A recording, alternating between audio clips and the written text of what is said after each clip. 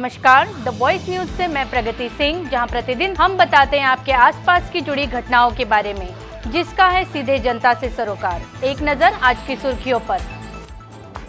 संघ प्रदेश प्रशासक प्रफुल्ल पटेल के मार्गदर्शन में जिला प्रशासन दादरा एवं नगर हवेली द्वारा एक दिवसीय रोजगार मेले का आयोजन किया गया, जिसमें कई प्रतिष्ठित कंपनियों ने इस मेले में हिस्सा लिया और विभिन्न पदों के लिए उम्मीदवार का चयन किया। इस मेले का उद्देश्य युवाओं को रोजगार के अवसर उपलब्ध कराना था।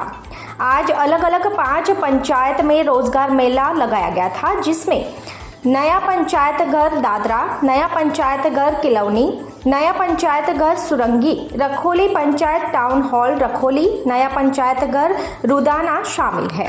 आज के इस रोजगार मेले का बढ़ चढ़कर युवाओं ने लाभ उठाया। दी वॉइस न्यूज के लिए सिलवासा से कुणाल मेराई की रिपोर्ट। આ રીતના જે રોજગાર મેળા આયોજન થાય છે એનાથી ઇન્ડસ્ટ્રીને કેટલો ફાયદા થાય છે ને જે લાભાર્થી હોય છે, જે લોકો જોબ માટે અપ્લાય કરતા હોય છે, એ લોકોને કેટલો ફાયદા થાય છે?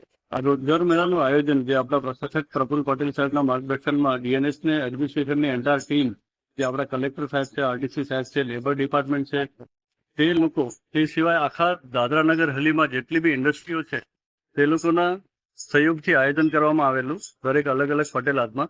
આજે 24 તારીખના બી કિલવણી છે, દાદરા છે, સુરંગી, રખોલી અને રૂદાનામાં બી આયોજન કરવામાં આવેલું હતું।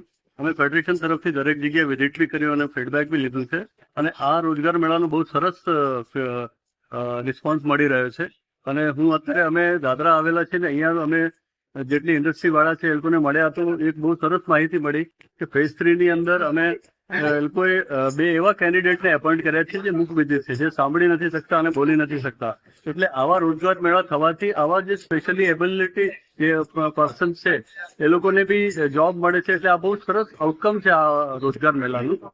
એટલે આમાં શું થાય છે કે જે લોકોને એક જ જગ્યાએ કંપનીઓ આવી જાય છે અને એ જ જગ્યાએ જેમને રોજગાર જોઈએ એ આવી જાય છે। એટલે અમુક એવી સ્કિલ હોય છે જે અમને આમ માર્કેટમાંથી નથી મળતી પણ રોજગાર મેળામાં મળી જાય છે। અને અમુક એવી કંપની છે જે લોકો જે એજ્યુકેશન કરીને આવે છે, આઈટીઆઈ કે ડિપ્લોમા કે સ્કૂલમાંથી કે કોઈ સ્પેશિયલ ટ્રેડમાં ટ્રેનિંગ લઈને, એ લોકોને ત્યાં નથી મળતી, પણ રોજગાર મેળામાં આવવાથી આટલી બધી કંપનીઓ હોવાથી ક્યાંક ને ક્યાંક એ લોકોને એક અવસર મળી જાય છે અને એ લોકોને રોજગારી મળે છે। એટલે આ બહુ સરસ આયોજન છે અને આ મારા ખ્યાલથી જે નિયર ફ્યુચરમાં આપણા આજ 2025ના વર્ષમાં 3જું આયોજન છે અને ત્રણેય કેમ્પમાં બહુ સરસ રિસ્પોન્સ મળ્યો છે। આ માટે હું દરેક કંપનીનો અને દરેક પંચાયતનો અને દાદરાનગર પ્રશાસનનો બી ખૂબ ખૂબ આભાર માનું છું। એમણે બહુ સરસ આયોજન કર્યું છે। ધન્યવાદ। Thank you. खबरों में बने रहने के लिए तो वॉइस न्यूज को सब्सक्राइब करें और बेल आइकन दबाएं।